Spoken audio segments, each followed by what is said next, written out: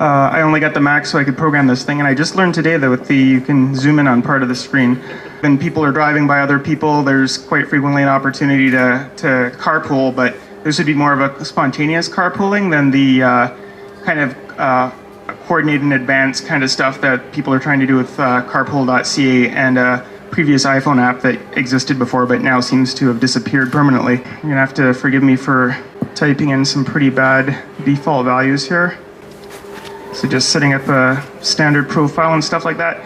You'll see that some of these values are, they're general, right? They're like, you're trying to identify someone as you're driving up to them with a car. So, and all of these interfaces with photos, on the iPhone itself, you'd have the opportunity to snap a photo at any point in time. So there's something I had for Halloween. Because if you're getting it into a car, it might as well be with someone that looks promising, right? Okay, so a name is something that you would recognize internally. So say I owned a Volt. It's not going to be too complicated to know which one of your cars is a Volt unless you've got two.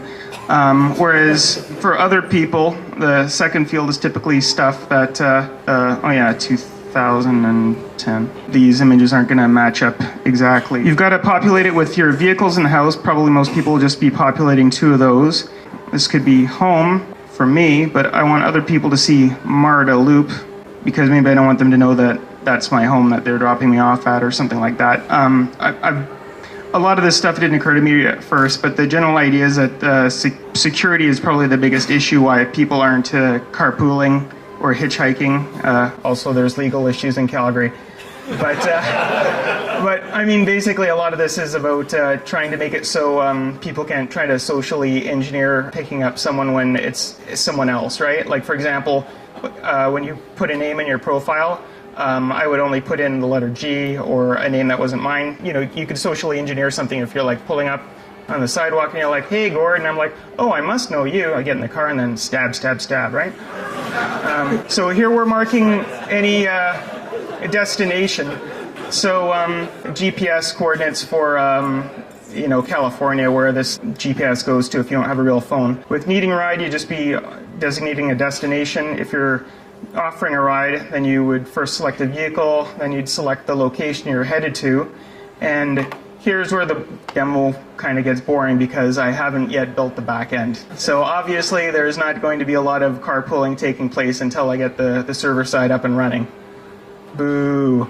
Okay, so I am still going to try to submit this to the App Store because I want to try something which I'm not sure if people have done before, but I basically want to submit an app which is a prototype of the interface, and it will provide news on development, which is what happens when you get to the main screen and you click on development, and all this does is it goes to my blog filtered to yoctoRide. Once it's on the App Store, if as many people end up installing this on their phone as possible, then when I have more functional revisions being released, it's the best way I know possible of actually pinging people with the, hey, this thing's functional now, the App Store alert, right? It'll say there's a new version, would you care to install it? So that's kind of why I'm going ahead with this, and I can't imagine I'll get that positive a reception to release a prototype app on the App Store, but we'll just see what happens. See if Apple okays that. And that's all I have to show on that. Can I take questions? It's kind of a hitchhike app, kind of a carpool app. For legal reasons, I think I'll call it carpooling. Yeah?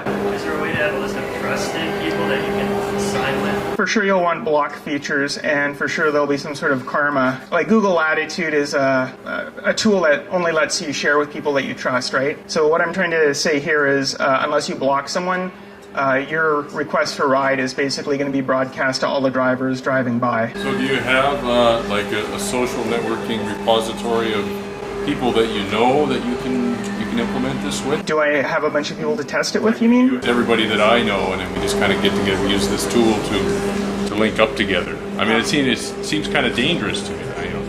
Yeah, no, I'm not planning on segmenting the society, like basically having clusters of users. The biggest challenge of an app like this, there is security, like security is a real concern, but I don't think that this will ever really take off unless there's a high density of people using it. So when I have a functional app, I'm going to really be pushing this hard in Calgary because the odds of getting enough people that you can actually get a driver and a passenger to hook up and it be convenient for both parties, I don't think I can make it work by